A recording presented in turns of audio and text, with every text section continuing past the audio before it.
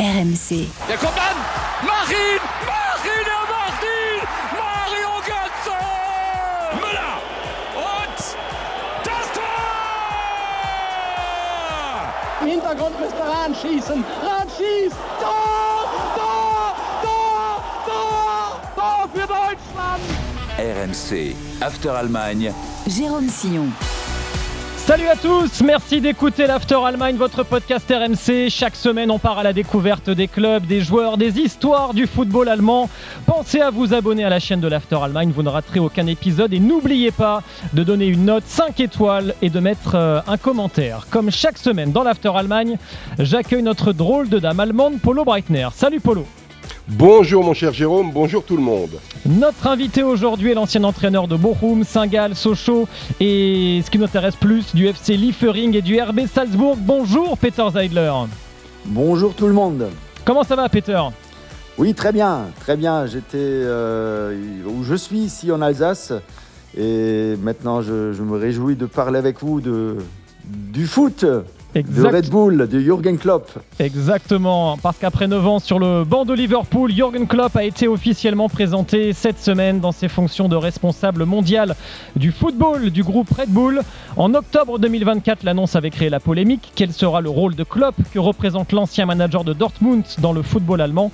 Pourquoi son mariage avec Red Bull suscite la controverse ? C'est parti pour l'After Allemagne. La, la.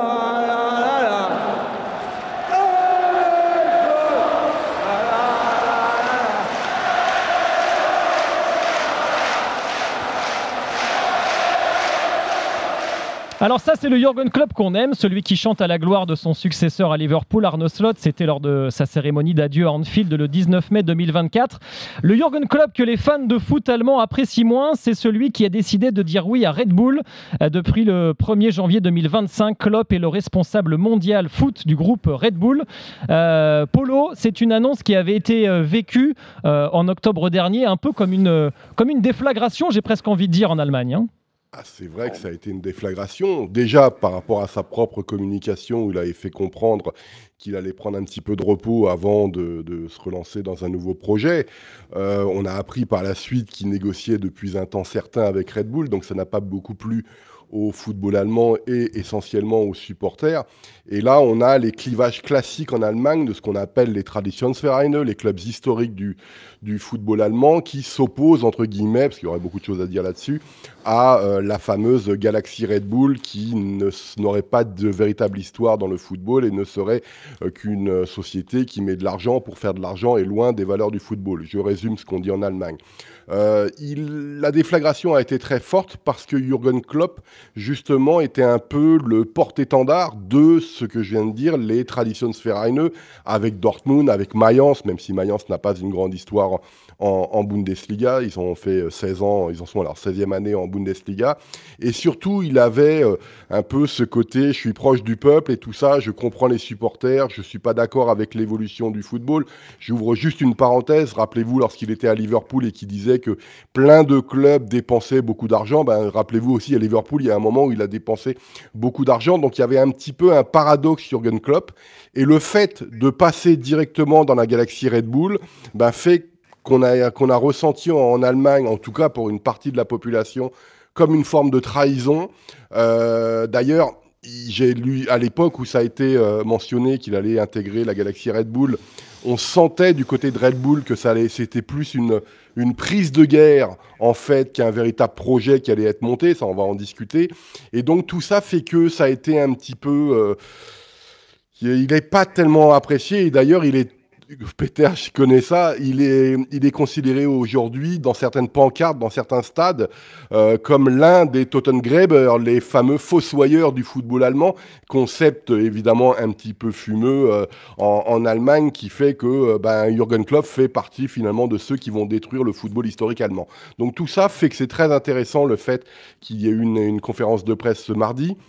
On va en et parler. le personnage Jürgen Klopp, évidemment, est aujourd'hui, on va dire, légèrement plus ambigu, je pèse mes mots, que celui qu'il a été par le passé. Peter, je vais te faire agir dans un instant, mais d'abord, je voudrais qu'on écoute la réaction à l'annonce de l'arrivée en octobre dernier de Klopp chez Red Bull de son ancien joueur au Borussia Dortmund, Kevin Grosskreutz. Dann habe ich auch immer so gehofft, dass das eine Fake-Nachricht ist oder so. J'ai longtemps espéré que ce soit une fake news, mais au bout de quelques heures, j'ai dû m'y faire. C'était vrai. Ja, es war schon ein Schock. Ça a été un choc. En tant que fan de foot et Kevin Grosskreutz, la première chose à laquelle j'ai pensé, comme on dit en allemand, c'est de la merde, mais en tant qu'ami, on doit accepter une telle décision. Quand on se verra, je lui dirai que je trouve qu'il fait de la merde, mais en même temps, il reste mon ami. C'est un fait. Voilà ce qu'avait dit donc toute l'ambiguïté aussi autour de Grosskreutz, qui avait du mal à trouver les bons mots. Peter, quelle a été ta réaction quand tu as appris que Jürgen Klopp avait été embauché par Red Bull? Oui, aussi pour moi, c'était une grande surprise. Mais je ne parlerai pas d'une trahison, alors pas du tout, parce que quand même aussi dans les clubs de Red Bull, alors il y a la passion, et pour moi, Jürgen Klopp, c'est vraiment quelqu'un qui représente cette passion pour le football, cet enthousiasme de ses équipes, son enthousiasme, c'est moi Jürgen Klopp. Et quand même une surprise, mais alors là, quand on a regardé sa conférence de presse, on retrouve tout de suite sa passion, cet enthousiasme, et c'est authentique, et c'est ça qui compte pour moi.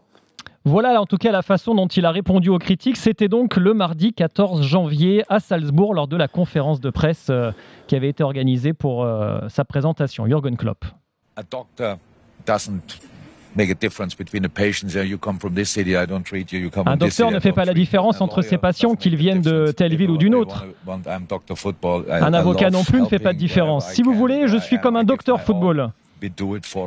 J'aime aider partout où je le peux, où je donnerai tout. Le faire pour Red Bull, que les supporters allemands comprennent bien, ce n'est pas seulement pour le RB Leipzig. Il y a d'autres clubs de foot dans le groupe. Je veux vraiment partager mon expérience, aider les gens à donner la meilleure version d'eux-mêmes, parce que moi, j'ai eu la chance de bénéficier de ce soutien quand j'en avais besoin. J'ai envie de donner des ailes aux gens. Ça, c'est une référence aussi au slogan de Red Bull, hein, évidemment. Les Wings, c'est le symbole aussi de Red Bull. Polo, c'est une réponse qui a pu paraître un peu maladroite, non ? Ah bah moi, depuis le début, il est très maladroit sur sa nouvelle communication, mais d'ailleurs à l'image de la conférence de presse de mardi. Je cite le journal Kicker d'aujourd'hui, qui est quand même un journal qui n'a pas l'habitude de taper sur les acteurs du football allemand. Il dit oui, il y a une hype certaine autour de sa nomination, mais par contre, il y a très peu de contenu. C'est-à-dire que je ne suis pas persuadé... Alors, après, ça dépend comment tu vois Jürgen Klopp. Moi, Jürgen Klopp, c'est difficile pour moi de lui dire je ne t'aime plus quand j'ai vu ce qu'il a fait à Mayence, quand j'ai vu ce qu'il a fait à Dortmund. C'est-à-dire que j'ai pas attendu qu'il débarque à Liverpool pour connaître Jürgen Klopp, qui est, il faut le dire, que les gens le comprennent, un véritable phénomène en Allemagne, qu'on n'a pas vu au niveau publicitaire depuis Franz Beckenbauer. Jürgen Klopp, vous allumez la télé allemande n'importe quand, il y a une pub de Jürgen Klopp, que ce soit pour les voitures, pour les assurances, pour les bières, pour ce que vous voulez. Enfin, je sais pas, ses revenus issus de la publicité par rapport à ses revenus basiques liés au football, mais c'est un truc démentiel. Jürgen Klopp est là partout, tout le temps, il vous encadre du matin au soir. Donc c'est ce choix qu'il a fait et sa communication, et là on peut revenir sur le mot communication. Moi, Jürgen Klopp, il a commencé à m'énerver à partir du moment où, au-delà de ce qu'il a produit sur le football, et là il faut lui rendre hommage, et il faut rendre hommage aussi à l'histoire de Red Bull et d'Offenheim avant, on en parlera avec Peter, de tout ce qui s'est passé au niveau de la révolution footballistique allemande, c'est que j'ai l'impression que Jürgen Klopp est devenu un personnage tellement communicant, mais pas que lui, tout ce qu'il y a autour, un peu l'effet Pavarotti comme on dit au football, qu'il y a des moments où on voudrait juste qu'il parle sincèrement, ou la sensation d'arrêter de faire de la communication et de parler sincèrement de ce qu'il aime, de ce qu'il aime pas, plutôt que de dire c'est des nouveaux projets magnifiques, etc. C'est pas Walt Disney non plus le football. Donc moi c'est ce que je reproche un petit peu à Jürgen Klopp, c'est d'être devenu un petit peu la caricature de l'image très positive qu'il avait en Allemagne. Peter, tu es d'accord avec ça ? Oui, alors on a parlé de contenu pour l'instant. Il n'y a pas encore beaucoup de contenu. Je crois que même Jürgen, il ne sait pas encore comment ça se présente concrètement. Alors, il va travailler avec les différents clubs. Il l'a dit lors de la conférence de presse. On va en parler de son rôle, Peter. On va en parler de son rôle, parce qu'effectivement, il en a un petit peu parlé. Mais sur l'image, toi qui as été entraîneur en Allemagne, toi qui as connu Jürgen Klopp d'ailleurs par banc interposé, comment se fait-il que ça crée autant la polémique? En fait, c'est vrai qu'il était très associé au football traditionnel. Toi, tu l'avais rencontré à l'époque, il était sur le banc de Mayence, c'est ça, Oui, alors j'ai fait sa connaissance quand j'ai entraîné en 3e division pour un match de coupe contre Mayence, et après pour les différents matchs qu'on a fait avec Hoffenheim contre Dortmund. On se connaît, pas très bien personnellement, mais on se connaît, je crois. Et un des grands avantages de Jürgen Klopp, un de ses points forts, c'est vraiment ce côté humain, ce côté personnel. Tout le monde l'aime. Alors aussi les collègues, quand je parle avec les collègues, les entraîneurs, c'est Jürgen, c'est Kloppo. Alors on peut parler avec lui, il est resté humble. Alors on peut toujours parler de lui, avec lui. Il est toujours de bonne humeur. Et ça, c'est cette personnalité. Maintenant, on travaille chez Red Bull dans les différents clubs. Comme ça, je vois comme ça. C'est quand même une surprise. C'est nouveau. C'est plus le Kloppo, le Jürgen Klopp de Dortmund ou de Liverpool qui est toujours près de son banc de touche. Ça change. Mais alors, oui. Alors, on va voir. Alors, moi, j'attends impatiemment comment ça se présente, surtout dans des projets très, très intéressants comme chez vous en France, à Paris. Comment ça va se présenter? Alors, je crois... Leipzig et Salzbourg, c'est déjà, ils ont atteint un certain niveau. Là, ça va continuer. Bon, il va donner quelques conseils, mais là, par exemple, surtout à Paris, mais aussi au Japon, là, j'attends impatiemment ce qu'il peut apporter Jürgen Klopp. On va parler de son rôle et de ce qu'on attend également de lui chez Red Bull, mais ce qu'il faut peut-être aussi expliquer, Polo, ce qui a créé la polémique, évidemment, c'est Jürgen Klopp, mais c'est aussi à cause de l'image du groupe Red Bull en Allemagne, et notamment l'image qu'a peut avoir le RB Leipzig. Ouais, alors il faut faire très attention avec ça parce que, à mon avis, et d'ailleurs j'avais échangé il y a quelques années avec Peter là-dessus, sur ce sujet-là, l'image de la galaxie Red Bull a beaucoup changé. Oui. Au départ, il faut se rendre compte que c'est l'argent qui arrive, mais c'est la même chose qui s'est passé avec Dietmar Hopp à Hoffenheim. C'est les mêmes débats systématiques par rapport au Bayer Leverkusen ou au VfL Wolfsburg avec Volkswagen. Dès que de l'argent arrive comme ça, on n'aime pas trop ça. Il n'y a pas qu'en Allemagne, c'est un petit peu pareil. On se dit oui, alors est-ce qu'il y a problème de concurrence? Moi, je pense que oui, parce qu'on peut générer de l'argent d'un seul coup comme ça, si on en a besoin, alors que d'autres clubs n'ont pas les mannes financières qui permettent de se développer. Maintenant, il faut bien remettre, à mon avis, l'église au milieu du village. Ouais. Que serait aujourd'hui le football allemand s'il n'y avait pas eu Ralf Rangnick à Hoffenheim et ensuite à Leipzig, s'il n'y avait pas eu Peter comme assistant de Ralf Rangnick à Hoffenheim par exemple, s'il n'y avait pas eu le développement du fameux Gegenpressing et tout ce qui a dominé pendant quasiment une 10-15 ans, ce qu'on appelle le Gegenpressing aujourd'hui, le pressing à la perte du ballon, aujourd'hui tout le monde l'utilise du matin au soir, mais moi je l'ai connu en Allemagne il y a 15 ans. Quand je regardais les matchs, il faut bien se rendre compte que quand Jürgen Klopp était à Mayence ou était à Dortmund et qui mettait des raclées au Bayern Munich, c'était quelque chose où personne ne comprenait ce qui était en train de se passer parce que c'était une nouvelle façon, entre guillemets, de jouer au football. Et quand on critique Leipzig, quand on critique la galaxie Red Bull, et avant Hoffenheim, on pourrait même remonter à Ulm avec Ralf Rangnick, il faut bien comprendre que le football allemand de l'époque était dans un état technique, tactique assez dramatique. Donc ceux qui critiquent systématiquement la galaxie Red Bull sportivement ont un problème avec ça. Ils ne se rendent pas compte de l'effort, de ce que ça a apporté pour le football allemand et j'ai envie de dire le football européen aussi, parce que la moitié des clubs européens en fait jouent aujourd'hui de la façon de Red Bull ou des filiales. Donc ça me semble important. Maintenant, pour répondre à ta question, il y a la question de Red Bull qui n'est pas un investisseur allemand, qui est un investisseur autrichien et donc on n'aime pas forcément toujours les investisseurs étrangers en Allemagne. La troisième raison, Évidemment, la première, on l'a dit, c'est de l'argent facile. La deuxième, c'est que c'est un investisseur étranger qui connaît pas l'histoire de Leipzig. Je rappelle quand même qu'il y avait plus de clubs dans l'ex-Allemagne de l'Est de première division en Bundesliga, et que Leipzig, qu'on le veuille ou non, on l'a pas délocalisé à l'Ouest. C'est une ville de l'Est avec une très très belle histoire, notamment avec le Lokomotiv Leipzig. Il y a aujourd'hui plus de 40 000, entre 40 et 45 000 spectateurs de moyenne au stade de Leipzig. On n'est pas dans les 100 000 des années 70-80 au Loco Leipzig, mais en tout cas, c'est une véritable réussite économique.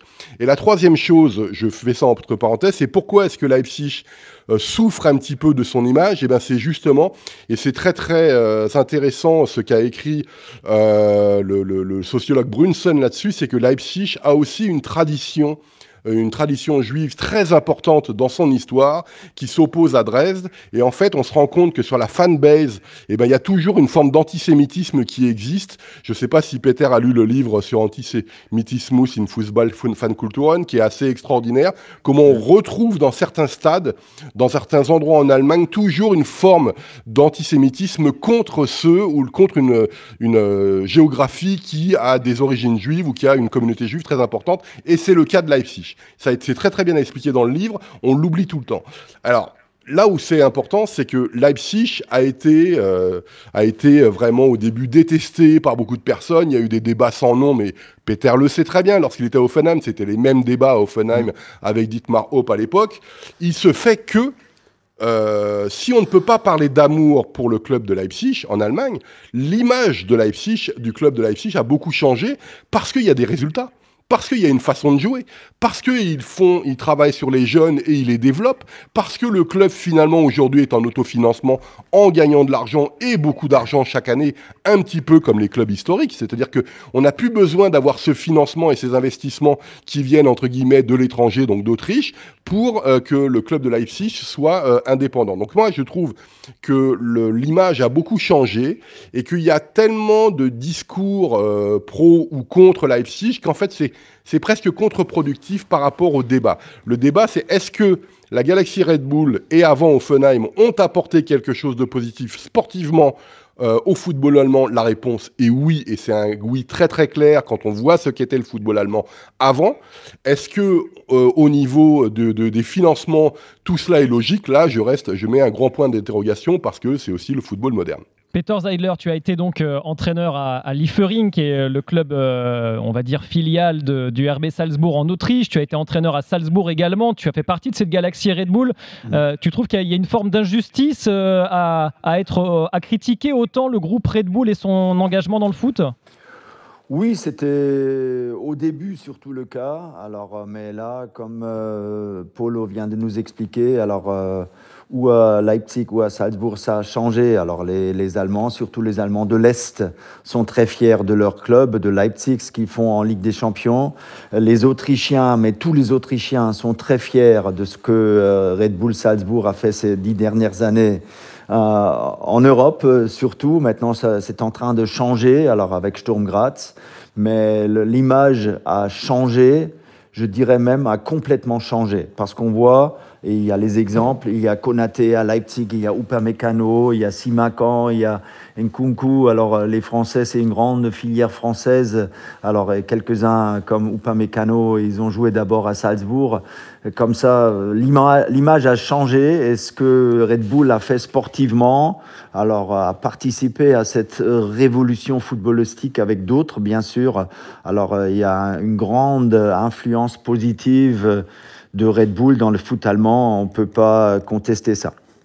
Alors, il y a désormais ce qu'on attend de Jürgen Klopp au sein de la galaxie Red Bull. On va juste rappeler qu'il y a plusieurs clubs dans cette galaxie en termes de foot. On a évidemment parlé de Leipzig, qui est qualifié en Ligue des Champions toutes les saisons depuis maintenant 6 ans, même s'ils n'ont jamais été encore champions d'Allemagne. Salzbourg a survolé le championnat autrichien pendant très longtemps, même si c'est moins le cas ces 2 dernières saisons.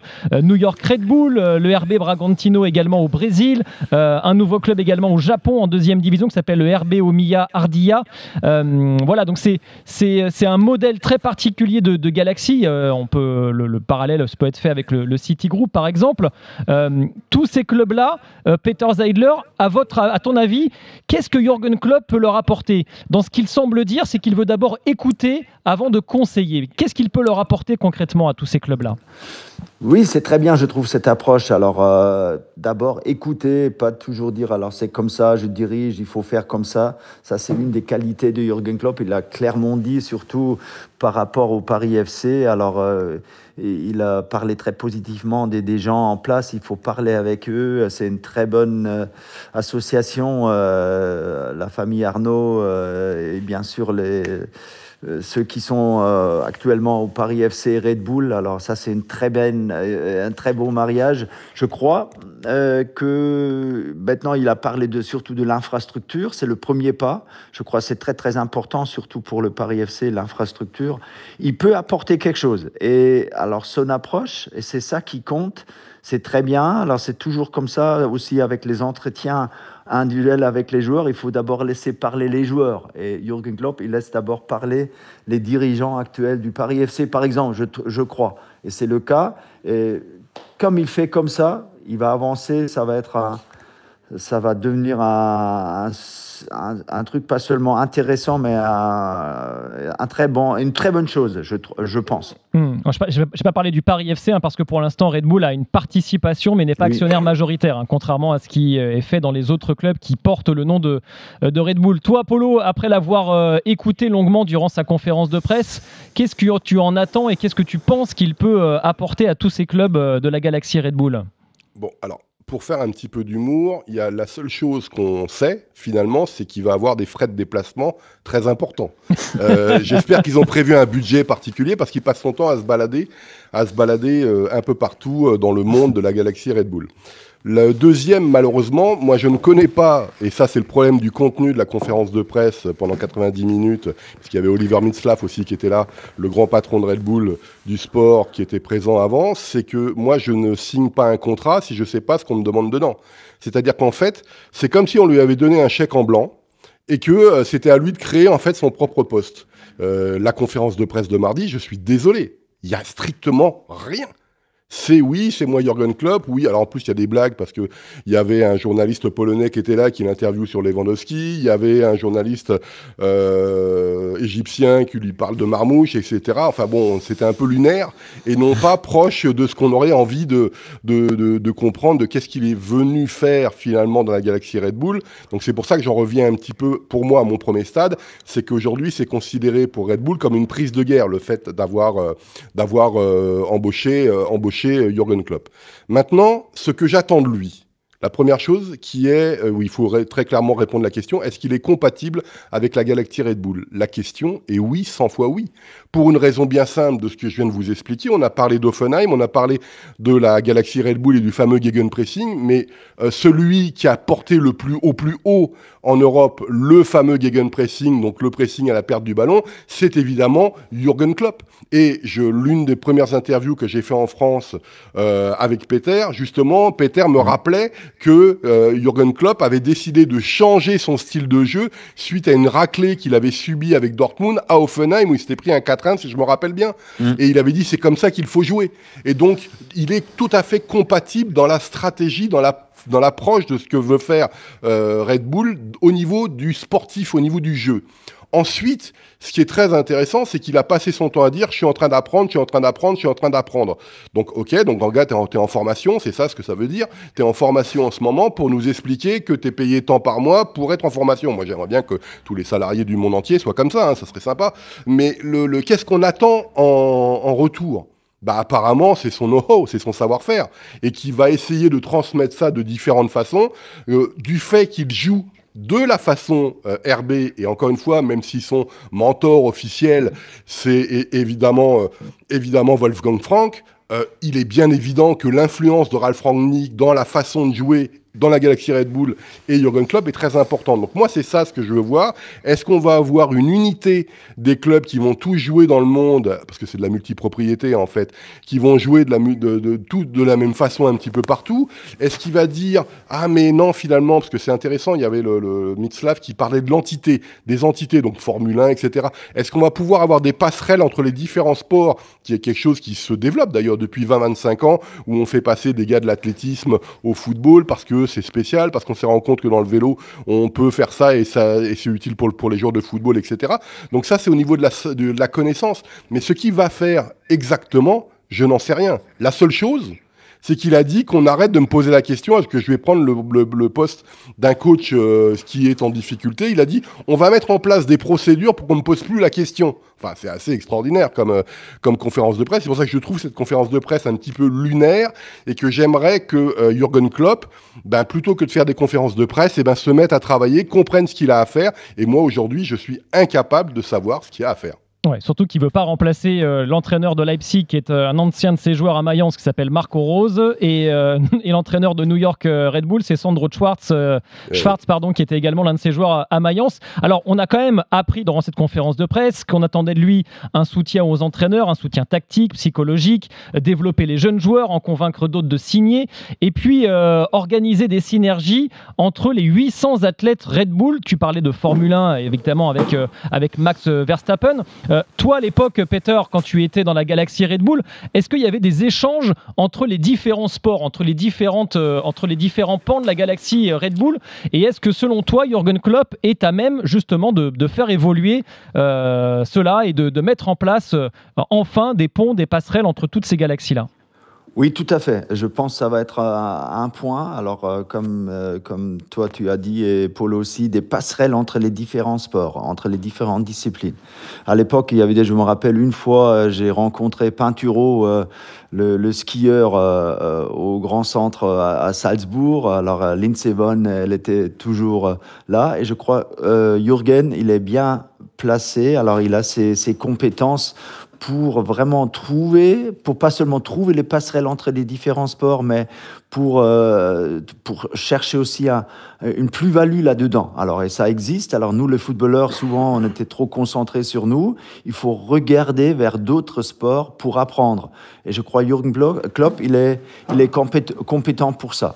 Après, alors, Paul l'a dit, le contre-pressing, Klopp, il a dit une chose intéressante. Il a dit, il y a une chose qu'on peut pas discuter tactiquement pour les différents clubs, les différentes équipes de football, c'est le gegenpressing. Ça m'a plu parce que c'est tellement important. C'est un pilier du football, c'est pas tout. Alors, le football évolue et Jürgen, il a évolué ses équipes à la fin à Liverpool. C'est pas seulement le gegenpressing, c'est beaucoup d'autres choses. Mais là, je crois, il peut apporter quelque chose pour ce côté tactique et interdisciplinaire entre les différents sports. Ça va être très important et on peut en profiter encore plus. On n'a pas encore tout pour ces synergies, comme vous avez dit. Et ce qui est important également, c'est que, tu l'as dit tout à l'heure, Peter, Upamecano, Konaté, Simakan, Nkunku, tous ces jeunes joueurs qui ont quitté la France pour intégrer la galaxie Red Bull, que ce soit à Leipzig ou à Salzbourg, c'est devenu un tel enjeu aujourd'hui, le marché des jeunes joueurs talentueux en Europe. La concurrence est tellement féroce. Oui. Est-ce que Klopp peut être, on va dire, le petit plus qui va faire, qui va faire en sorte de convaincre? Alors, je vois comme toi, exactement. Quand un jeune Français ou un jeune joueur européen ou sud-américain parle avec Jürgen Klopp, alors ça joue pour Red Bull. Alors là, il peut les convaincre, pas seulement avec ce qu'il a fait, mais aussi avec ses compétences, avec son charisme. Je crois que c'est une des raisons pour laquelle Red Bull a trouvé la bonne personne avec Jürgen Klopp. Alors là, il arrive à convaincre tous les jeunes joueurs. Oui, alors ça, il est capable de faire ça. C'est un point important, je trouve. Ouais, parce que c'est devenu un enjeu capital, Polo, dans le football aujourd'hui. Oui, puis il faut se rappeler les débuts de Jürgen Klopp au Borussia Dortmund. Lorsqu'il devient coach du Borussia Dortmund, le Borussia Dortmund est quasiment en faillite, Il y a eu évidemment la grande crise de 2005, etc. Et le Borussia Dortmund se base sur son centre de formation pour redevenir le club qu'il a été. C'est-à-dire que dans la création de valeur aujourd'hui, dont beaucoup d'économistes nous parlent, la valorisation de jeunes joueurs, les méthodes pour les faire arriver à un certain niveau, et j'en reviens...